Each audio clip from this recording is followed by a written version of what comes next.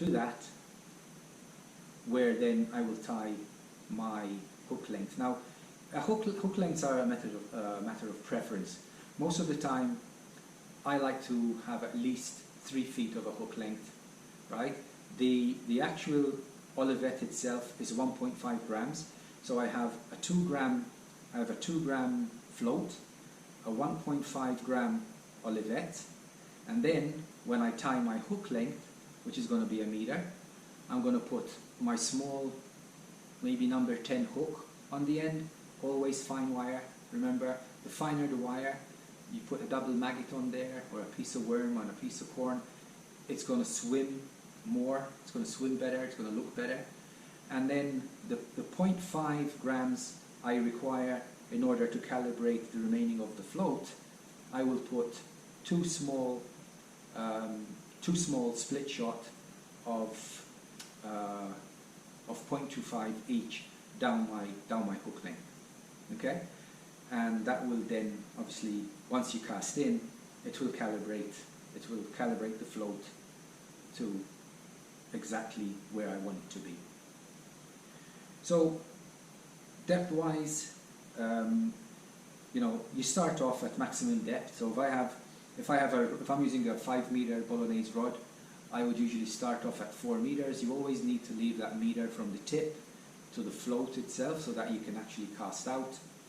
And I would plumb the depth. What I mean by plumb the depth is I put a small weight at the hook, and then I can cast out and see how deep it is, right? So if I see that the float is staying on its side, then I'm too deep, right? And I calibrate the depth. The depth is something that you need to take particular attention to. Spend that 10 minutes, that 15 minutes to find the bottom. Okay, you want your hook maybe either on the bottom with a couple of inches on the bottom, especially if you're fishing for perch. If you want to come up those 3, 4, 5 inches, that also works, right? But most of the time, I like to find that depth, which is usually either on the bottom or those 6 inches off the bottom, in between there. That's usually where you get your bites. Saying that though, when the lakes warm up really well, like August and the July, August, the fish seem to come up more towards the surface, and yeah, then you have to look for the fish. So basically, you may be fishing in 10 foot of water, and you fish in 5 feet, and the fish are actually at that depth at 5 feet. It's just a trial and error, constantly trying to find the depth until you find the depth, and then you start catching fish. So yeah, and I mean, this method, the success rate with this method, I guarantee you that some of you will be coming back telling me, what if you decide to try it, will be coming back saying that method, this is, it's awesome. I mean, there's nothing else to it, right? And the fact that the rods are so sensitive, the rods are so light and bendy too, right? That you can feel the fish and the fight of the fish even more. So yeah, that's kind of where we are with the setup. Just see what else I've got here. So we talked a bit about the different floats. So with floats on lakes, so you're fishing lakes, right? Try fish the thinner floats, right? So lakes, in my opinion, this is always what I think, right? So it's not Bible, but I find these floats on lakes, especially when there's no wind and it's super calm, the lake is like glass, I find these are the best to use, right? Again, this is a 2 gram. I'll show you again. So if you see there, you can see probably 2 gram right on the front there, and this one is a 1.5 gram. Again, you'd have 2 sleeves in here, so that you pass your line through the sleeve and then push your silicone up, the silicone sleeve up, so that it stays in at the depth you want. Now, this not only works in lakes, right? That also works in rivers, but obviously with the rivers running so fast, you need to up your game, right? So you have to go thicker lines, maybe 16.18 on your reels, and obviously bigger floats, right? So I mean, you can use 5-gram floats. This is a typical river. We call it a lollipop float. Again, 8 grams, right? Keeps the bait down to the bottom as much as you can. So yeah, and again, there's lots of, you know, I mean, I am a float crazy man, so you know, I tend to go overboard with my floats, but I do love them. And they are all, you know, I mean, there's all sizes.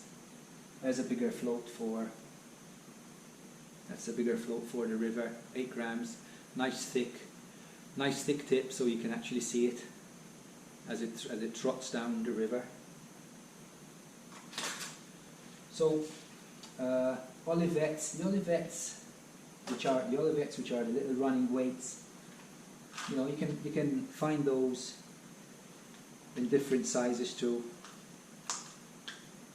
So basically, you know, you can get 1, 2, 3, 4, 5, 6, 7, 8 grams. You know, different sizes. They usually come in this pear-shaped bullet shape.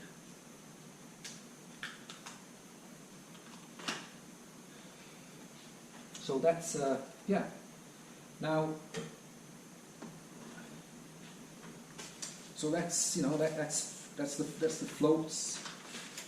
Basically, there's different floats, as I said. Some are for fast water, some are for, you know, for lakes, calm lakes. You're always going to get a bit of tow. There's always going to be a bit of tow, even on a lake. So that's something. Yes, that's something important I should mention. So when you're fishing the Bolognese, and you've cast out, right? If the wind is coming from right to left, and the tow in the water is going from left to right, okay, it's important that the float travels not with the wind, but travels with the tow of the water underneath. Otherwise, the presentation of the bait is going to be contrary to what it would look like if it was going through naturally, right? Because if the water is going in that direction, and your bait, because of the wind on the surface on your line, is pulling it in this direction, the fish obviously are going to know, so they won't take it. So what we do is we call feathering, right? So when you feather, you actually cast out your float drops, bring your rod tip into the water, and turn your reel fast 3 or 4 times, right? And what that does is it sinks the line between your rod tip and the float. Now when you do that, everything's under the water, and basically everything moves as per the tow under the water and not as the line is on the surface. If you have line on the surface between the float and your rod tip, then what's going to happen is the wind's going to catch your line, and it's going to drag your float with the wind, and the fish won't take your bait. So yeah, that's something something really important that you should keep in mind. Yeah, so that's floats. Olivettes we spoke about. Again, there's several olivettes. Let me see where they are. Let me find them.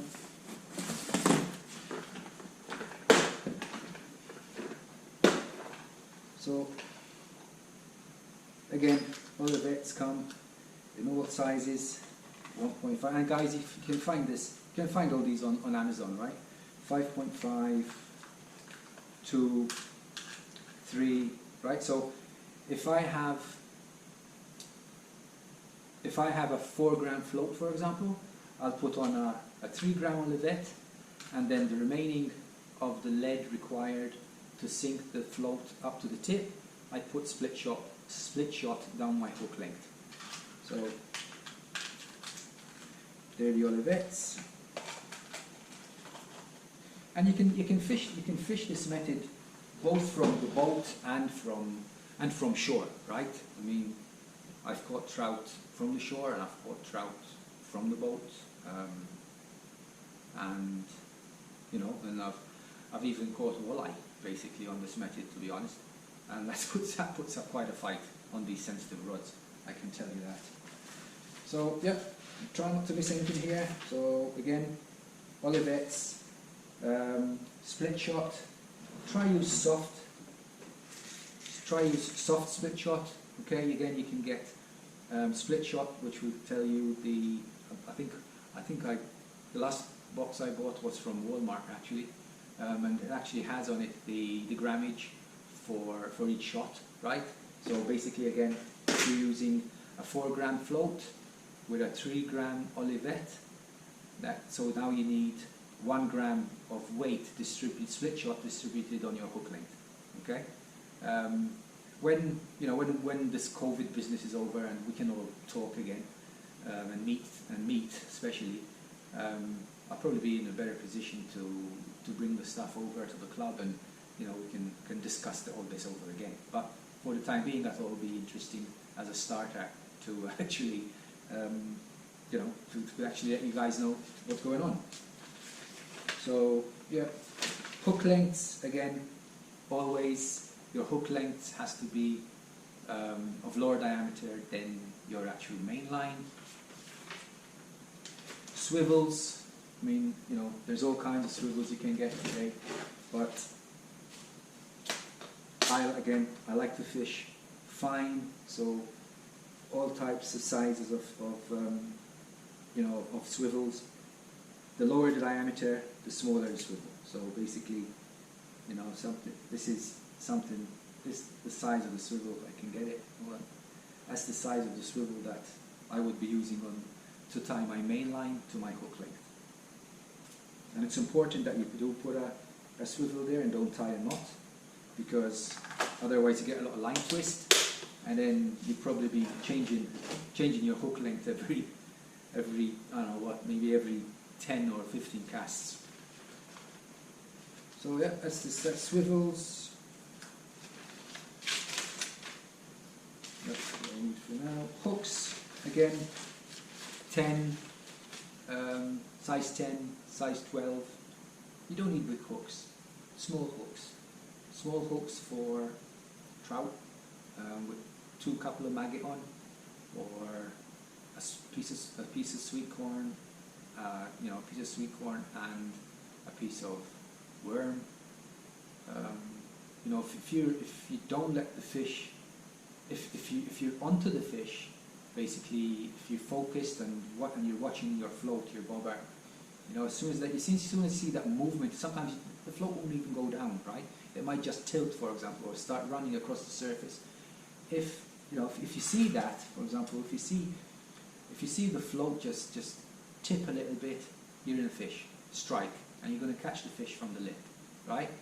The fish might also take the bait and start swimming with the bait, and you'll see the float go across the water like so, and then if you see that, yeah, strike again, and you're into a fish again, right? And then obviously there are other times where the fish comes and bang, it's straight down. Now, if you leave too much slack between your rock tip and the float, and the fish takes the bait, and you're not right on top of the fish, right? When I say right on top of the fish, meaning that you have very little slack between the float and the rod tip, the fish will swallow the hook, right? Which is something obviously we don't want, right? So you have to be on the mark, you have to be focused, and basically concentrating on the float itself. Hooks.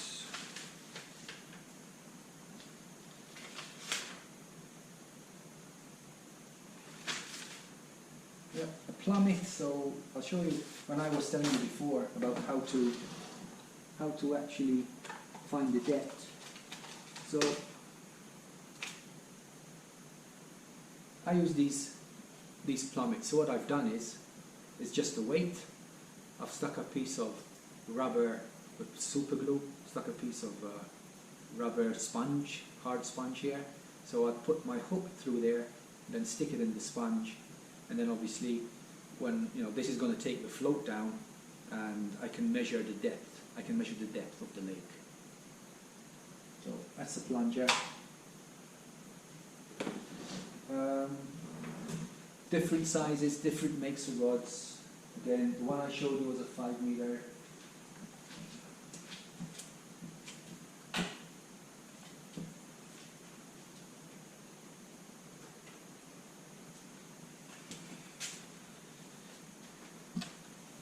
These are 7 meter ones, right? This is a Tubertini. This is a Tubertini 7 meter. I like using this one too, especially when the lake is deeper. You know, as I said, it's a bit intimidating at first because it is a long rod, right? 7 meters, 7 trees are 21. You look about 23 feet here of rod. But again, look at that.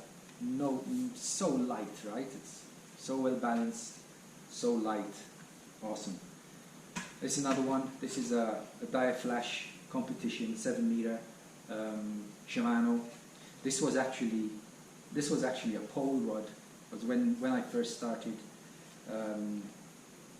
first started Bolognese fishing, I don't know, maybe 15, 20 years ago now, I couldn't find there were no Bolognese rods on the market, so we were making them ourselves.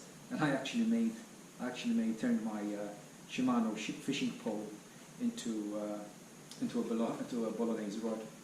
So again, I bought the real seats and what have you, and the eyes. Oh, I can't find this. There